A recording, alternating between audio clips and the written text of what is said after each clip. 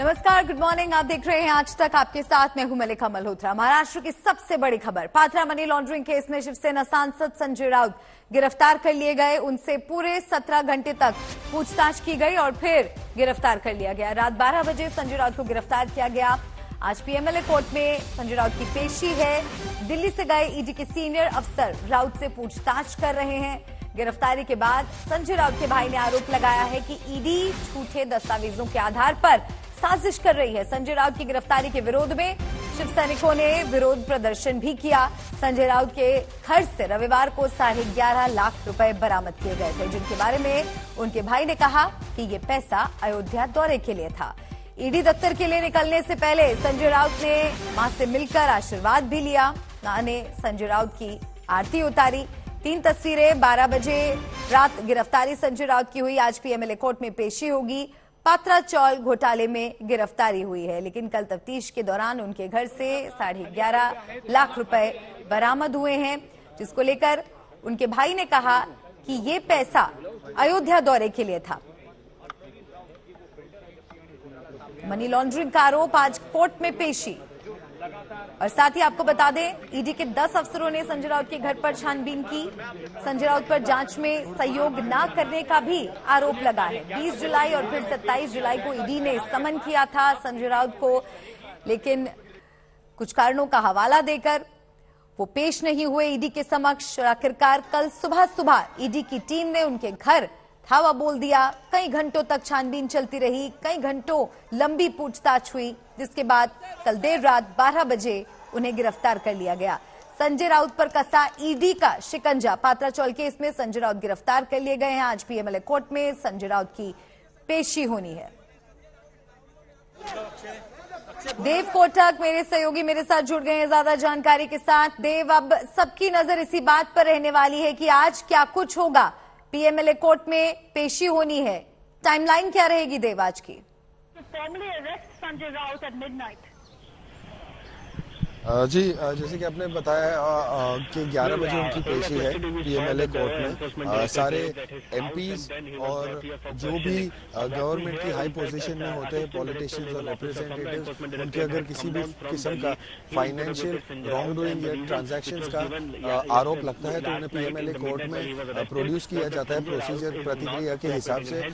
उनको, जैसे कि आप देख रहे हैं, फिलहाल ईडी के दफ्तर के बाहर है और इसी बिल्डिंग में कल शाम को संजय राउत जी को लाया गया था। उसके बाद भी यहाँ उनके भाई ने कहा कि ये पॉलिटिकल वेंडेटा है जिसका बदला बीजेपी ले रही है। और जो कल उनको डिटेन किया था, फिर उनको अरेस्ट भी कर लिया गया, लेकिन कल शाम में कहीं न कहीं उनका रोल सिद्ध हुआ। जो पत्रा चौल लैंड डेवलपमेंट स्कैम केस में है, तो साफ तौर पर उनका जो रोल है वो सामने उभर कर आया, इसीलिए उन्हें शाम को अरेस्ट भी कर लिया गया। उन्हें प्रोड्यूस किया जाएगा, क्योंकि वो जो सार है इसमें दलील और बहस उसी बात से होगी कि जो चार्जेस उनके, जो आरोप लगाए गए हैं, क्या वो सिद्ध होते हैं कि नहीं। उनका क्लियर इंटेंशन सामने आना चाहिए, जो ईडी साफ तौर पर प्रेस करेगी चार्जेस के लिए। लेकिन जो संजय राउत जी के लॉयर है और उनकी जो पूरी लीगल टीम है, वो वही दिखाना चाहेंगे कोर्ट में कि हमारा इस पत्रा चौल केस से कुछ लेना देना बिल्कुल भी नहीं है। तो इस तरह की हम दलीलें एक्सपेक्ट कर सकते हैं कि आज न्यायालय में होगी। तो जो बाकी के अपडेट्स है और डिटेल्स है, हम समय समय के साथ आपको लाते रहेंगे। लेकिन आपको बता दें कि पत्रा चौल लैंड डेवलपमेंट केस है, पत्रा चौल जो कि गोरेगांव बॉम्बे के एक वेस्टर्न सबर्बन इलाके में है, और इसमें न सिर्फ संजय राउत बट उनकी धर्मपत्नी वर्षा राउत जी का भी रोल सामने आया है। तो इस तरह की जो डिटेल्स है फिलहाल हमारे पास अवेलेबल है और हम दर्शकों को बताते रहेंगे। देव, कुछ ईडी के सीनियर ऑफिसर्स भी देर रात दिल्ली से मुंबई पहुंच गए हैं, तो क्या उनके द्वारा एक नए सिरे से पूछताछ के राउंड चलेंगे आज? 11 बजे या 11:30 बजे से पहले तक का जो भी समय है वो बहुत कीमती और अहम है। तब तक जितनी पूछताछ करनी है उनको उतना ही समय अवेलेबल है, क्योंकि 11:15 11:30 के बाद तो इन्हें पीएमएलए कोर्ट में प्रोड्यूस किया जाएगा, तो उनके पास ज्यादा समय नहीं है। अभी जो 2.5-3 घंटे बचे हुए हैं, उतना उसको उपयोग करके अगर अच्छे से कुछ बातचीत करके इंफॉर्मेशन निकाल पाते हैं तो बहुत ही बढ़िया।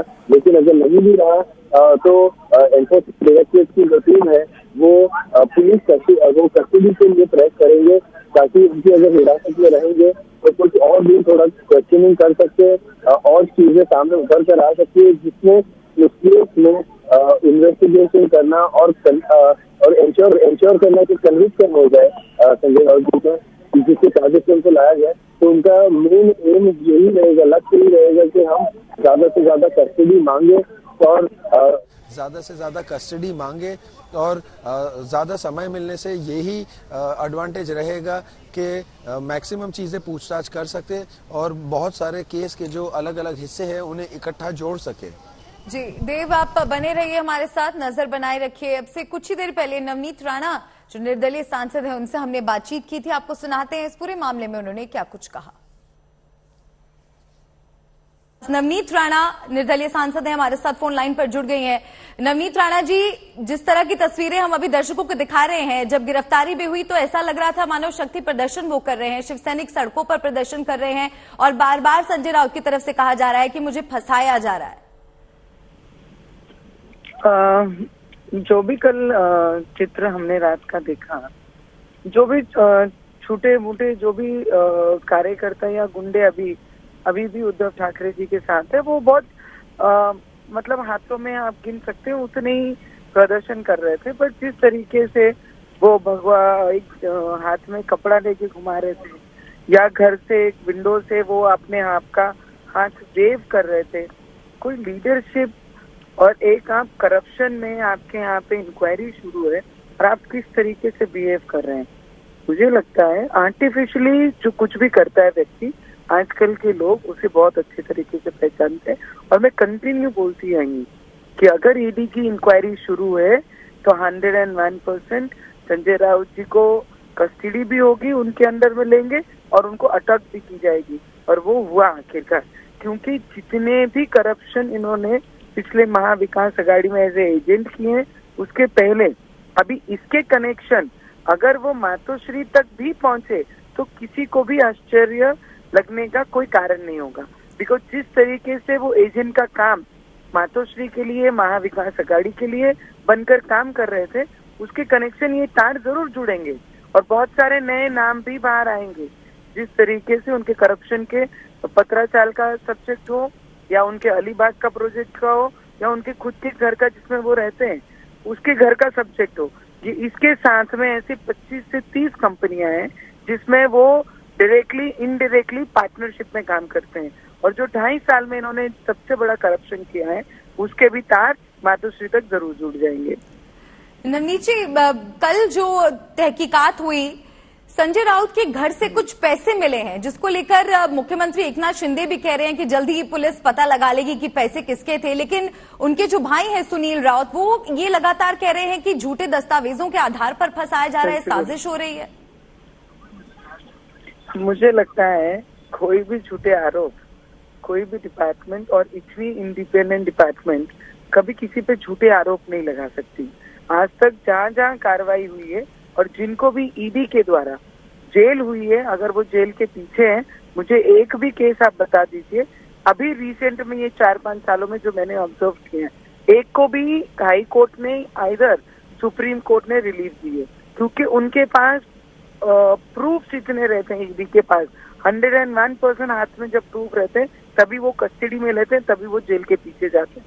तो मुझे लगता है इनको कस्टडी में लिया और इनको जेल भेजेंगे तो 101% वो 2-3 साल तो जेल से बाहर नहीं आएंगे, because he is guilty, he is done corruption. अगर किसी ने भी देखना है, अगर करप्शन नहीं किया है तो उस व्यक्ति को हाथ भी नहीं लगाया गया है। अगर वो करप्टेड है तो उसको कार्रवाई होनी बहुत जरूरी है। देश के लोग यही चाहते हैं। जो अवैध संपत्ति अगर कोई राजकीय व्यक्ति बनाता है या कोई भी व्यक्ति इस देश में रहने वाला बनाता है और देश को डुबाने का काम करता है, उसे सजा होनी चाहिए। लोगों को यही चाहिए। और गरीब के लोगों के पैसे, खून पसीने के पैसे अगर कोई अपने स्वार्थ के लिए यूज करता है तो उनको ऐसी सजा के लिए ईडी एकदम सक्षम है और वो एक अपनी ईमानदारी से देश के हित में काम कर रही है डिपार्टमेंट। रवनीत जी, पात्रा चौल मामले में लंबे वक्त से कह सकते हैं कि एक तरह से तफ्तीश चल रही थी और आरोपियों में से एक संजय राउत है, गंभीर आरोप उन पर इस पूरे मामले में लगे हैं, लेकिन आपको लग रहा था कि जांच इस हद तक पहुंच जाएगी कि उनकी आखिरकार अब गिरफ्तारी हो गई? यस, मैं तो पहले दिन से कह रही हूँ मैडम, क्योंकि पावर का दुरुपयोग जिस तरीके से वो महाराष्ट्र में अपने प्रेशराइज करके हर किसी के ऊपर यूज कर रहे थे। हम जैसे लोगों को हनुमान चालीसा पढ़ने पे 124 सेडिशन, एक महिला एमपी को आप जेल तक भेज रहे हैं, किस कारण? कोई सजा नहीं थी। अब वक्त भी वही है, वो वैसा ही फेस है, सिर्फ चेहरे बदले हैं। जेल कोई करप्शन में जा रहा है और हम धर्म के लिए गए थे।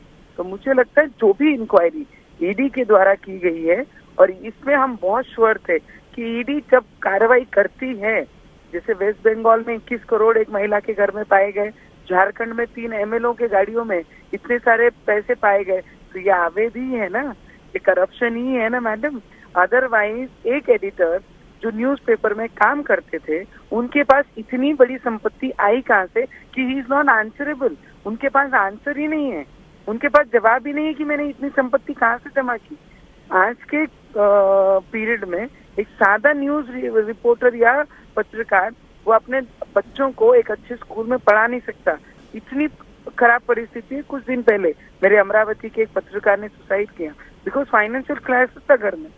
तो ऐसे पत्रकार भी हैं और ऐसे भी हैं जिनके पास इतनी संपत्ति है कि वो दिखा भी नहीं पा रहे हैं कि उनको कहाँ से आई। तो ऐसे लोगों को तो सजा होनी चाहिए। हमारे महाराष्ट्र की जनता के गरीब लोगों के पैसे हैं, वो इस तरीके से अगर उसका मिसयूज करेंगे तो उन्हें जेल के पीछे जाना ही पड़ेगा।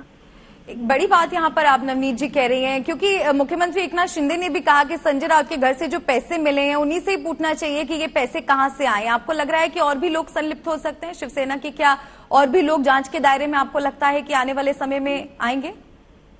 100% आएंगे मैडम, क्योंकि जिस तरीके से उन्होंने करप्शन ये 2.5 सालों में जिस तरीके से अपने आप को महाराष्ट्र का, वो खुद कहते थे बाप हम हैं, हम महाराष्ट्र के बाप हैं, तो इस तरीके से इतना ओवर कॉन्फिडेंटली और इतनी बदतमीजी से वो जब भी प्रेस कॉन्फ्रेंस अटेंड करते थे तो वो इतने ही तरीके से बात करते थे, रूड तरीके से बात करते थे। तो इसके साथ में बहुत बड़े और कनेक्शन, मैं खुले ही बोल रही हूँ और पहले दिन से बोल रही हूँ, बहुत बड़े नाम बाहर आएंगे और मातोश्री का इसके साथ 101% कनेक्शन बाहर आएगा। बहुत बड़ी बात आप यहाँ पर नवनीत राणा जी कह रहे हैं। बहुत बहुत शुक्रिया आपका आज तक से बातचीत करने के लिए।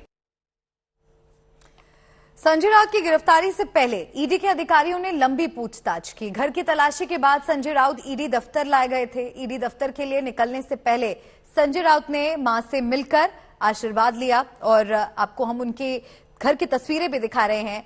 रात 12 बजे संजय राउत की गिरफ्तारी हुई और तलाशी से गिरफ्तारी तक का ये जो पूरा टाइमलाइन है ये भी आप देखिए, वो भी हम आपको दिखा रहे हैं किस तरह से लगातार उनको समन भी भेजा जा रहा था, लेकिन ईडी के समक्ष वो पेश नहीं हो रहे थे। लेकिन कल सुबह करीब 7 बजे ईडी की टीम उनके घर पहुंची। कई घंटों तक तफ्तीश चली, छानबीन चली और आखिरकार देर रात 12 बजे उनकी गिरफ्तारी हो गई। आज पीएमएलए कोर्ट में पेशी होनी है। एक रिपोर्ट आपको दिखाते हैं।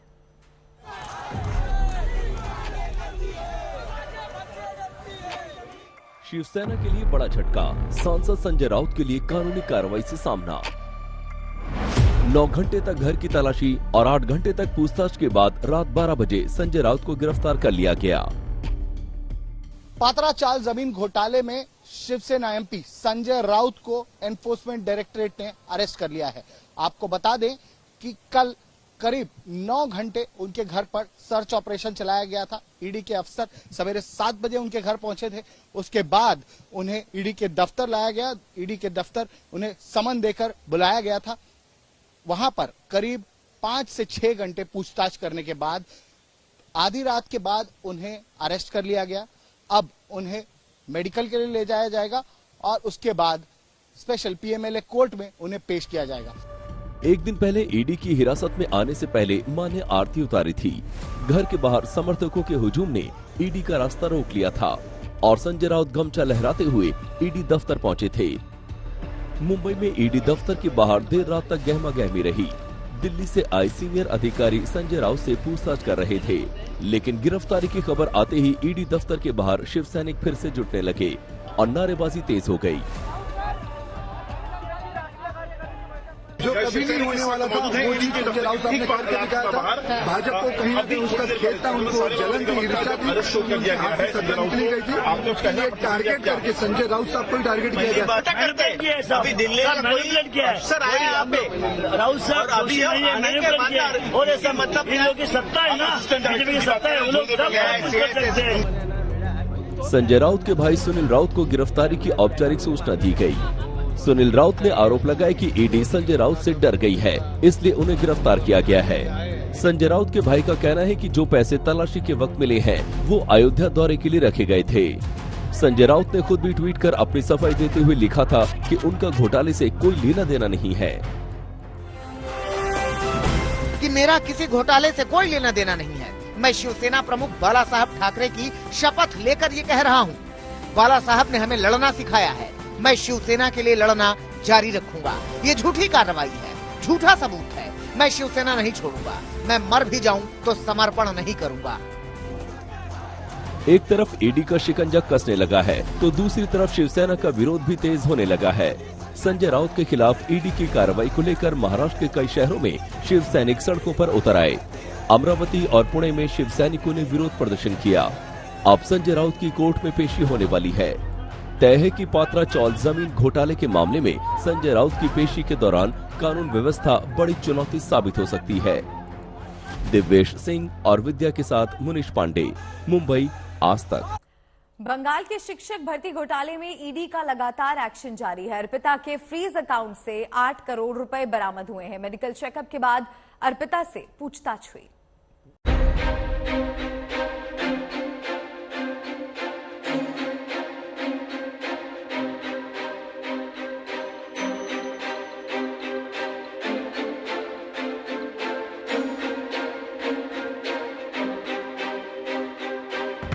पहले फ्लैट से करोड़ों कैश मिले,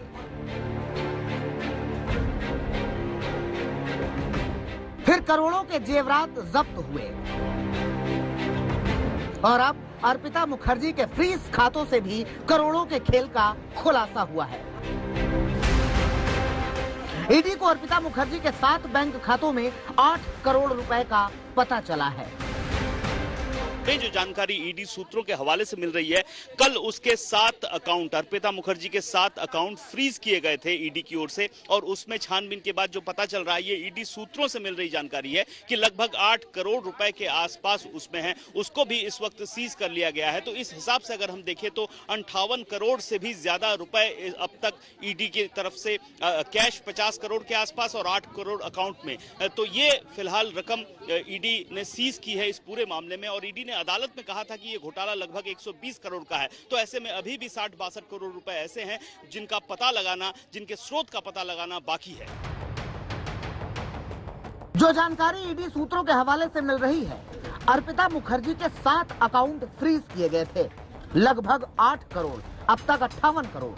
अगर ईडी के दावों को सही माने तो अभी तक टीचर भर्ती में हुए घोटाले की आधी ही संपत्ति सामने आई है। आने वाले दिनों में करोड़ों के कैश और अकाउंट से करोड़ों रुपए का पता चल सकता है। लेकिन ईडी के इस एक्शन के बीच बड़ा सवाल यह है कि आखिर ये करोड़ों रुपए किसके हैं?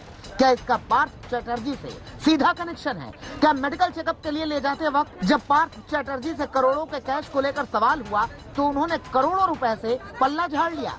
ईडी की पूरी कार्रवाई को ही साजिश बता दिया। আপনার বলছে দাদা আপনার টাকা দাদা আপনার টাকা আপনার বলছে দাদা আপনার টাকা দাদা আপনার টাকা हालांकि खुद के खिलाफ साजिश का हवाला पार्थ चटर्जी पहले भी दे चुके हैं, लेकिन शिक्षक भर्ती घोटाले को लेकर ईडी लगातार छापेमारी कर रही है। पैसे का अंबार और पार्थ चटर्जी का कनेक्शन जोड़ने की कोशिश कर रही है।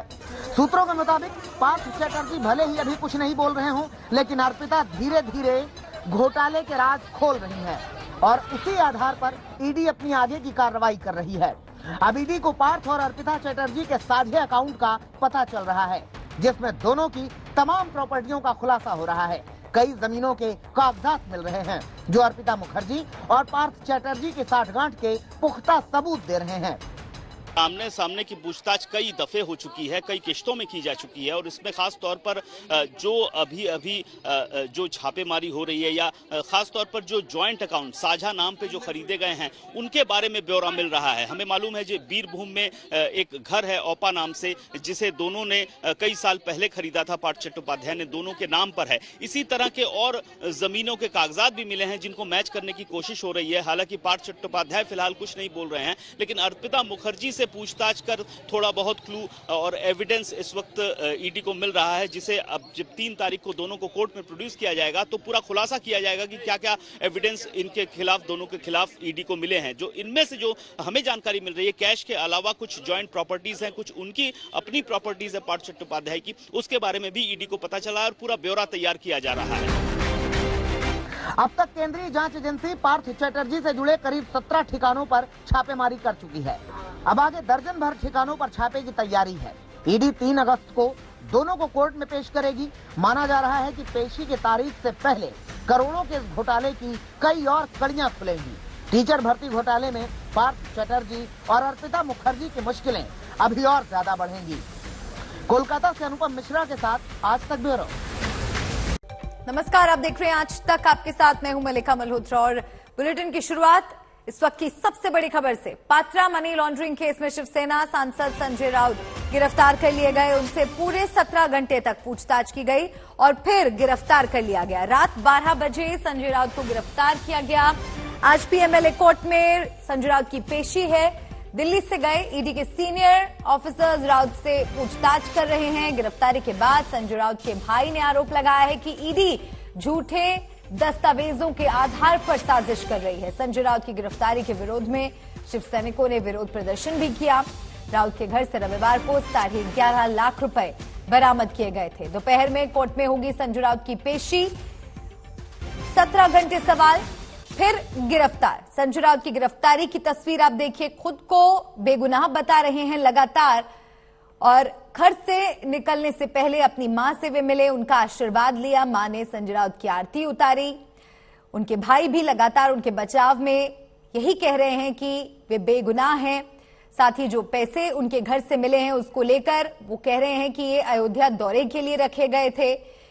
दिल्ली की टीम के भी सवाल होंगे जिनका सामना संजय राउत को करना होगा। पात्रा चौल की तस्वीर भी आपको दिखा रहे हैं जहां बनते थे फ्लैट। मेरे सहयोगी देव कोटक जुड़ गए हैं ज्यादा जानकारी के साथ। सीधे देव के पास चलते हैं। देव, अगर कुछ तस्वीरें भी आप हमें दिखा सकें, किस तरह की हलचल वहां देखने को मिल रही है? बड़ा दिन इस लिहाज से हो जाता है क्योंकि आज कोर्ट में पेशी होनी है। कई घंटों की पूछताछ कल हुई। जी, पहले आपको थोड़ा सिक्योरिटी अरेंजमेंट्स के बारे में बता दें कि यहाँ इस गली के बाहर बैरिकेडिंग लगा हुआ है और वहाँ पर भी अब जो राइट कंट्रोल पुलिस के ऑफिसर्स हैं उनको बैरिकेडिंग करते हुए देखेंगे। इस गली में, इस एरिया में कभी बैरिकेडिंग होता नहीं है, फ्री मूवमेंट के लिए लगाया जाता है। लेकिन हालांकि संजय राउत को लाया गया है कल रात में और उनको अरेस्ट भी कर लिया गया है। उसके बाद ही उनके काफ़ी समर्थकों को भी यहाँ पे possible law and order problem वो लोग कर ना सके, इसी के कारण ये चलते सिक्योरिटी अरेंजमेंट थोड़ी बढ़ाई गई है और यहाँ पर भी बैरिकेडिंग कर दी गई है। अगर आपको दिखा दे थोड़ा इस साइड, तो यहाँ पर भी जैसे कि मैंने बताया कि जो गली के बाहर कभी बैरिकेडिंग नहीं होती वहाँ पर कर दी गई है। अगर आपको दिखा दे तो गली के उस एंड पे, उस नाके पर भी बैरिकेडिंग है और अगर मैं अपने कैमरामैन को कहूँगा दिखाने के लिए तो वहाँ पर भी पुलिस की बसेस खड़ी है और बैरिकेडिंग कुछ ही समय में लगाया जाएगा। 11:30 बजे राज्यसभा एमपी संजय राउत जो कि शिवसेना के हैं उनको ले जाया जाएगा पीएमएलए कोर्ट में और ऐसा बताया जा रहा है कि देर रात तक उनकी पूछताछ हुई और 11 के बाद उनको अरेस्ट दिखाया गया ऑफिशियली, जिसके बाद उनके भाई, छोटे भाई जो सुनील राउत आए थे कुछ समर्थकों के साथ, वो भी एक विधायक है भांडुप के इलाके से जहां उनका घर है, उसी इलाके से। उन्होंने कहा कि बीजेपी दुरुपयोग कर रही है सेंट्रल प्रोब एजेंसीज का और उनके पास 1% प्रूफ भी नहीं है। वो लोग अभी तक सिद्ध नहीं कर पाए कि संजय राउत की क्या इन्वॉल्वमेंट है और उनका कहाँ दोष है इस लैंड स्कैम केस में। तो उस तरह की डिटेल्स हमारे सामने उभर कर बाहर आ रही है। जैसे कि आप जानते हैं कि गोरेगांव में जो पतराचौल है वो बहुत बड़ी एक महाड़ा ओन्ड लैंड हुआ करती थी गवर्नमेंट की। बिल्कुल देव, और एक तरह से महाराष्ट्र में लंबे वक्त तक सियासी उठापटक शांत हुई, लेकिन अब इस मामले से सियासी संग्राम एक बार फिर से नए सिरे से शुरू हो गया है। इस पूरे मामले पर प्रतिक्रियाएं भी आ रही हैं। सुनाते हैं आपको कि बीजेपी के नेताओं का क्या कुछ कहना है। ईडी ने कितनी भी जबरदस्ती करे, कितनी भी उन्हें परेशानी करे, तो भी ईडी के सामने झुकेंगे नहीं और ईडी के माध्यम से सरकार के सामने भी झुकेंगे नहीं। हम लड़ते रहेंगे और शिवसेना के लिए लड़ेंगे। ये जो माननीय संजय राउत जी ने कहा, हमें गर्व है उनके बारे में और पूरी शिवसेना, पूरे देशवासी, महाराष्ट्र के पूरी जनता संजय राउत जी के साथ एक साथ रहेंगी, उनको समर्थन करेंगे। जितना समय उन्होंने पत्रकार वार्ताओं में गवाया, बेबुनियादी भटकाने वाली बातें करने में जितना समय व्यतीत किया, उससे यदि 1% भी समय वे जांच अधिकारियों के सवालों को जवाब देने के लिए खर्च करते तो शायद ये नौबत नहीं आती। और एक बार फिर से देव का रुख करेंगे, ईडी दफ्तर से लाइव जुड़े हुए हैं हमारे साथ। देव, इस मामले में एक बार फिर से शिवसेना वर्सेस बीजेपी हो गई है, राजनीतिक प्रतिक्रिया यानी शुरू हो गई हैं और अभी लग रहा है कि ये तो सिर्फ शुरुआत है, अभी तो बयानबाजी का दौर लंबा चलेगा।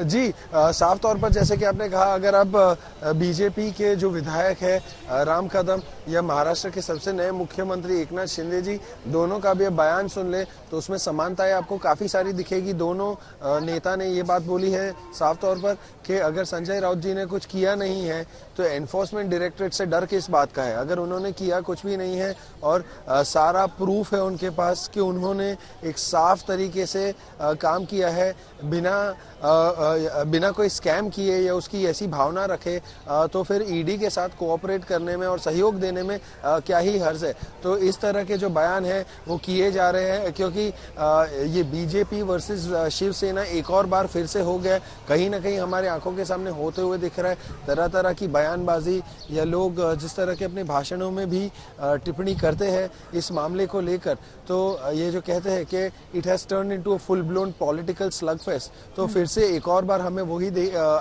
होता हुआ दिख रहा है। लेकिन सुनील राउत जी ने भी कहा कि कोई प्रूफ नहीं है, मेरे भाई को ऐसे ही अरेस्ट कर लिया गया है। हमारे घर पे ये लोग घुसकर संडे सुबह 7 बजे अगर घुस के तकरीबन 9 साढ़े 9 घंटा चेकिंग कर सकते हैं और इन्वेस्टिगेशन कर सकते हैं बिना किसी नोटिस के, तो फिर मुझे कुछ खास उम्मीद नहीं है। सुनील राउत जी जिस स्पॉट पर मैं मौजूद हूँ, इस पॉइंट तक वो खुद यहाँ पर थे, ये बैरिकेड के पास। ये जो बैरिकेडेड है ये कभी नहीं होता है, ये इसको इसीलिए कर दिया गया है ताकि potential law and order problem ना हो सके। और काफ़ी सारे जो शिवसेना के समर्थक आए थे कल शाम को, इसीलिए पुलिस भी थोड़ी बढ़ा दी गई है। ये जो मिलिट्री फटीग जैसा यूनिफॉर्म है, ये राइट कंट्रोल पुलिस है। स्टेट रिजर्व पुलिस फोर्स भी कुछ ही पल में हमें आती हुई दिखाई देगी। 11:30 के पहले वो सारे लोग यहाँ पर मौजूद असेंबल हो जाएंगे क्योंकि 11:30 तकरीबन उसके पहले कोर्ट में उनको प्रोड्यूस करना है। तो देखते हैं कि उनका नंबर बोर्ड में कितने बजे आता है। उसके पहले उनको मेडिकल चेकअप के लिए जे अस्पताल ले जाया जाएगा। तो इस तरह की डिटेल्स है हमारे पास। और अगर एक और बार फिर से आपको दिखा दे कि ये ही एनफोर्समेंट डायरेक्टरेट की बिल्डिंग है, यहाँ पर ऐसा बताया जा रहा है कि दूसरे माले पर उनको दूसरे मंजिले पर रखा गया है एक रूम में, और देर रात तक जो इंटेरोगेशन और पूछताछ चला उसके बाद उनको थोड़ा समय आराम के लिए भी मिला। लेकिन जैसे कि मैंने पहले भी बताया था, अगर उन्हें कुछ और डिटेल्स निकालनी है तो समय अभी थोड़ा कम है क्योंकि ऑलमोस्ट 9 बजने आए हैं और उनको कुछ ही समय में ले जाया जाएगा यहाँ से। तो अगर किसी भी किस्म की डिटेल्स निकालनी हो और उन्हें और ज़्यादा इंटेरोगेशन करना है तो अभी समय है। लेकिन हालांकि साफ तौर पर एनफोर्समेंट डायरेक्टरेट के वरिष्ठ अधिकारी खास करके जो दिल्ली से भी आए हैं वो कोर्ट में उनकी दलीलों में एडिशनल कस्टडी ज़रूर मांगेंगे। तो वो लोग कस्टडी के लिए प्रेस करेंगे क्योंकि काफ़ी सारे ऐसे सवाल हैं जिनके जवाब अभी भी उभर कर नहीं आए। ना संजय राउत का रोल सिद्ध हुआ है, ना उनकी वाइफ वर्षा राउत का रोल सिद्ध हुआ है, और जो उनके पुराने क्लोज एड थे सुजीत पाटेकर और उनकी पत्नी स्वप्ना पाटेकर, ये जो 4 लोगों के रोल आ रहे हैं प्रवीण राउत के अरेस्ट के बाद, तो आप कहीं ना कहीं अंदाजा लगा सकते हैं। अहम जानकारी देव आप दे रहे हैं कि दिल्ली से जो सीनियर ऑफिशियल्स आए हैं वो सुबह से ही हो सकता है कि पूछताछ कर रहे हो, इंटेरोगेट कर रहे हो, क्योंकि अभी बहुत से सवाल ऐसे हैं जिनका जवाब मिलना बाकी है। मैं लौटूंगी देव आपके पास, अहम जानकारी देव दे रहे हैं, लेकिन उसके पहले आपको सुनाते हैं कि नवनीत राणा की तरफ से इस पूरे मामले में क्या कुछ कहा गया। संजय राउत जी पे जो कार्रवाई हुई है, मुझे लगता है ईडी ने बहुत देर कर दी। ये कार्रवाई तो मुझे लगता है कई महीनों पहले ही हो जानी चाहिए थी, पर जिस तरीके से ईडी जो इनको समन्स भेज रहे थे, इंक्वायरी के लिए लेटर्स इनके घर तक पहुंच रहे थे, उनका आंसर इन्होंने दिया नहीं। कभी कहा कि मैं पार्लियामेंट सेशन में हूँ करके मुझे आगे की तारीख दीजिए, कभी कहा मैं हॉस्पिटल से अभी डिस्चार्ज हुआ उसके बाद दीजिए, कभी कहते हैं कि हमारा गवर्नमेंट फॉर्म हो रहा है उसके बाद मुझे तारीख दीजिए। तारीख वही मांगता है और स्पष्टीकरण वो नहीं दे पाता है जिन्होंने सच में भ्रष्टाचार किया है। पत्राचार के रिलेटेड हो, अलीबाग का सब्जेक्ट हो, और महाविकास अघाड़ी के एजेंट बन के ये संजय राउत जी काम कर रहे थे, और 25-30 कंपनियां ऐसी हैं जिसमें ये पार्टनर है और उनके साथ में मिलकर इन्होंने भ्रष्टाचार किया है। और इस पूरे मामले ने एक बार फिर से सियासी बहस छेड़ दी है। महाराष्ट्र में आपको कुछ और सियासी प्रतिक्रियाएं दिखाते हैं। बताने की जरूरत नहीं है, देश के हर व्यक्ति को पता है कि वो सूरत किन के पैसों से गए, गुवाहाटी में किन के पैसों से रुके, वापस गोवा किन के पैसों से गए और क्या क्या लेन देन हुआ, कुछ बताने की जरूरत नहीं, देश के हर व्यक्ति को पता है। पर क्या ये संयोग है कि प्रयोग है कि जब उद्धव ठाकरे की सरकार चल रही थी तब ईडी का कोई नोटिस नहीं था। ईडी उस समय तक कोई प्रॉब्लम नहीं थी राउत साहब में, और जैसे ही सरकार गिरती है वहां पर एकनाथ शिंदे जी मुख्यमंत्री बनते हैं। अभी तक जो अपने मंत्रिमंडल का गठन नहीं कर पाए, पर वहां से और केंद्र सरकार की जांच एजेंसियों ने संजय राउत जी को हिरासत में ले लिया। ये संयोग है कि प्रयोग है, देश जानना चाहता है। ऐसे लगता है कि अगर उन्होंने कुछ नहीं किया है तो वैसे छूट जाएंगे। ऐसे कुछ हर एक व्यक्ति जिसको गिरफ्तार किया जाता है कोर्ट के सामने तो पेश किया जाता है, इससे हमको लिंक करना बिल्कुल गलत है। जो भी आपके यहाँ प्रवक्ता उपस्थित है जिन्होंने ये बोला कि हम लोग जो निकल गए उनमें से 1-2 लोगों पे ही इंक्वायरी चल रही है और उनकी इंक्वायरी भी स्टॉप नहीं हुई है, और 50-50 एमएलए एक साथ निकल जाते हैं। एक तो ये बड़ी बात है, वो इश्यू बेस्ड है, तो उसको इसके साथ लिंक करना बिल्कुल गैर वाजिब है, ऐसे मैं समझता हूँ। और हम लोगों की कभी भी ये मांग नहीं थी कि कोई एक्शन लिया जाए। तो पात्राचौल मामले में संजय राउत गिरफ्तार हो चुके हैं। आज पीएमएलए कोर्ट में पेशी है। ईडी दफ्तर के बाहर किस तरह के सिक्योरिटी को लेकर अरेंजमेंट्स किए हुए हैं वो भी हमने आपको दिखाया, क्योंकि लॉ एंड ऑर्डर के लिहाज से एक बड़ी चुनौती हो सकती है। क्योंकि हमने कल जो तस्वीरें देखी उनके घर के बाहर समर्थकों का हुजूम उमड़ पड़ा। जब ईडी की टीम अंदर अपना काम कर रही थी तो उनके समर्थक उनके घर के बाहर प्रदर्शन कर रहे थे, नारेबाजी कर रहे थे। मुंबई के अलावा कई शहरों में शिव सैनिकों का प्रदर्शन सड़कों पर देखने को मिला।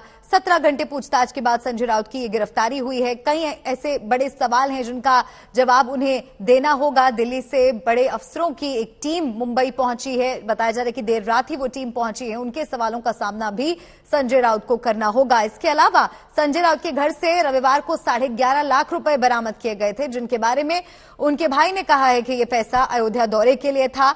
ईडी दफ्तर के लिए निकलने से पहले संजय राउत अपनी मां से मिले, उनका आशीर्वाद लिया और अमरावती और पुणे में शिव सैनिकों ने प्रदर्शन किए। आज पीएमएलए कोर्ट में पेशी होनी है। कुछ ही देर में हो सकता है कि उन्हें कोर्ट में प्रोड्यूस किया जाए। उसके पहले सवालों का सामना भी करना पड़ सकता है। हो सकता है कि जो देर रात दिल्ली से टीम पहुंची है वो सुबह से ही उनसे पूछताछ भी कर रही हो, क्योंकि कई घंटों आप कह सकते हैं कल संडे को ये पूरा सियासी ड्रामा वहां देखने को मिला। सुबह 7 बजे के करीब ही ईडी की टीम उनके घर पहुंच गई थी, जिसके बाद पूरे घर में छानबीन की गई, कई तरह के सवाल उनसे पूछे गए, जिसके बाद आखिरकार देर रात उनकी गिरफ्तारी हो गई। तो 3 तस्वीरें आपको दिखा रहे हैं। रात 12 बजे गिरफ्तारी, 17 घंटे सवाल, उसके बाद गिरफ्तारी हुई है और एक तरह से नई सियासी बहस को जन्म दे दिया है इस पूरे मामले ने। सियासी संग्राम महाराष्ट्र में जो लग रहा था कि अब थम गया है, वो एक बार फिर से शुरू होता हुआ नजर आ रहा है। सियासी प्रतिक्रियाएं आ रही हैं, वार पलटवार हो रहे हैं। एक तरफ संजय राउत लगातार अपने आप को निर्दोष बता रहे हैं, उनके भाई कह रहे हैं कि झूठे दस्तावेजों के आधार पर उन्हें फंसाया जा रहा है, साजिश हो रही है। तो दूसरी तरफ बीजेपी के नेता यहां तक कह रहे हैं जैसी करनी वैसी भरनी। तो कई तरह के सवाल जवाब यहां पर हो रहे हैं, वार पलटवार हो रहे हैं, लेकिन ईडी ने आखिरकार संजय राउत को गिरफ्तार कर लिया है। ईडी ने संजय राउत की पीएमएलए के तहत गिरफ्तारी की है। उनके भाई सुनील राउत हालांकि इसे एक साजिश बता रहे हैं। ईडी ने रविवार शाम को उन्हें हिरासत में लिया और कल रात उनकी गिरफ्तारी हुई। इस बड़ी खबर पर नजर हमारी बनी हुई है, हर एक अपडेट हम आप तक पहुंचा रहे हैं।